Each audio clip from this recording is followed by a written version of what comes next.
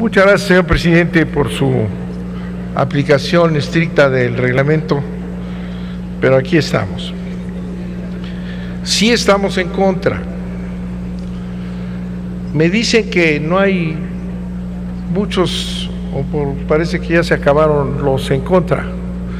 Y le digo que esa es la mayor preocupación que podemos tener. ¿Por qué?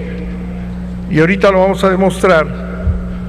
Esta reforma no es la reforma que mandata la Constitución. Es lo principal. Es lo principal. Aquí se dice que, por ejemplo, que el asunto de los derechos humanos, de las graves violaciones a los derechos humanos, es una cuestión que se tiene desde la reforma constitucional. Bueno, pues es una falla.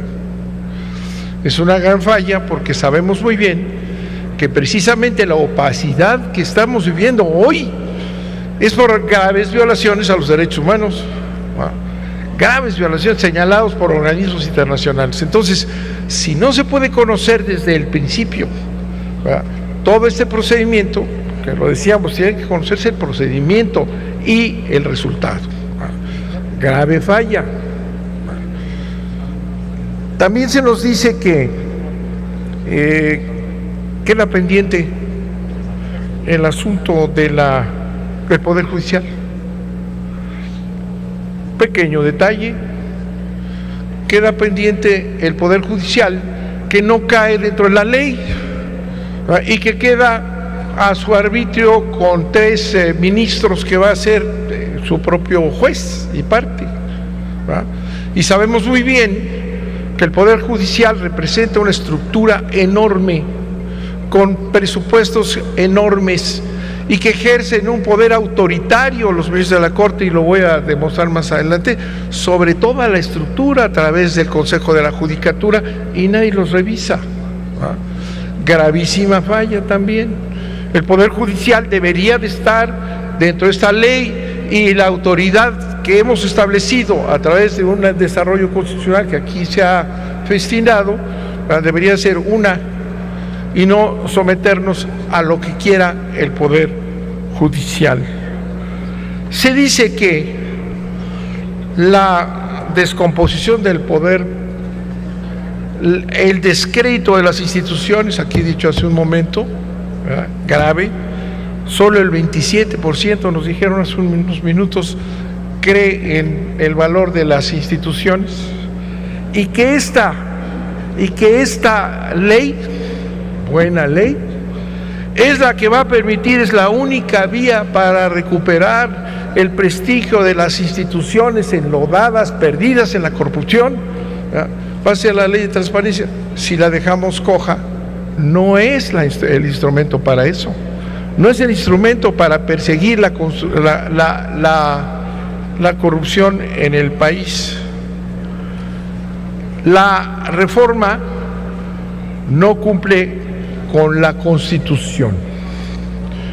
El artículo 6 de la Constitución establece los siguientes principios: máxima publicidad, que significa optimizar, ampliar todo lo que se pueda la transparencia. Los mecanismos de acceso a la información deben ser sencillos. El recurso de revisión de la Consejería Jurídica, empleado del Ejecutivo, es una excepción inconcebible. ¿Quién es ese señor que se mete a legislar aquí, que se mete a la Suprema Corte a ordenar y manipular, y tiene grandes privilegios ante información que efectivamente pueda afectar la seguridad nacional? Él es el que nos va a decir, el empleado del presidente, el señor consejero que por todos lados anda haciendo tropelías en favor de la no transparencia, ese tiene una serie de privilegios. El INAI debe ser autónomo. Se incumple el artículo 6 de la Constitución por lo siguiente: la ley federal no promueve la máxima publicidad. Existen 13 causas de reserva en el artículo 110 de la ley federal. Segundo, los recursos no son sencillos. El artículo 162 de la ley establece causales de sobreseimiento en el recurso de revisión que son propios del derecho privado, lo que impiden el derecho a saber, por ejemplo, de la muerte o el desistimiento del solicitante. Las hipótesis 3 de la actuación del consejero jurídico no son precisas. Se viola la seguridad jurídica y el principio de que la actuación del consejero jurídico es por excepción. ¿Quién es? ¿Qué aberración? El INAI no es autónomo, en consecuencia del reparto de cuotas entre los partidos mayoritarios. Los tratados ratificados por México también se violan. En México no solo se aprobará la ley para regular el derecho a la información, sino que la ley que se aprobará queda muy distante y lejos de los principios que se contienen en los tratados suscritos. Todos los principios de las decisiones y tratados que hemos firmado exigen un derecho a la información amplísimo, y esta propuesta de ley se queda corta y restringe el principio de máxima publicidad. Por ejemplo, en el artículo 13 de la Convención Americana sobre Derechos Humanos y en el 19 del Pacto de Derechos Civiles y Políticos de la ONU, solo se establecen dos límites al derecho a la información, dos límites, eso es todo: el respeto a los derechos y la reputación de los demás, y la protección de la seguridad nacional. En cambio, el artículo 110 del dictamen de la ley federal que se va a aprobar aquí contiene 13 causales de información reservada, 13 causales en ese jaloneo que dice hasta aquí yo voy a responder. 13 causales, ¿verdad?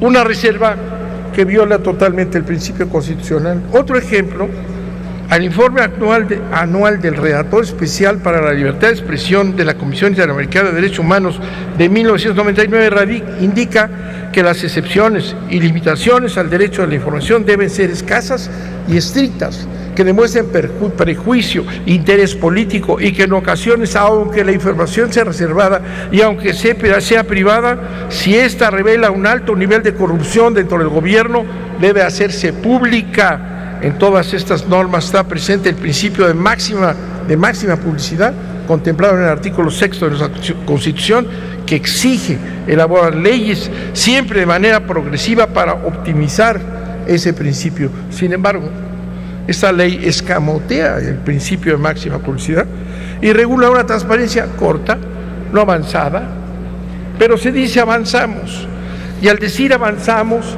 estamos violando la Constitución. Entonces estamos limitados hasta cuando quiera el Poder Presidencial y su consultor jurídico abrirnos al análisis de los ciudadanos. Por eso decimos, en lo general, esta ley viola la Constitución, no la cumple. Muchas gracias, señor presidente.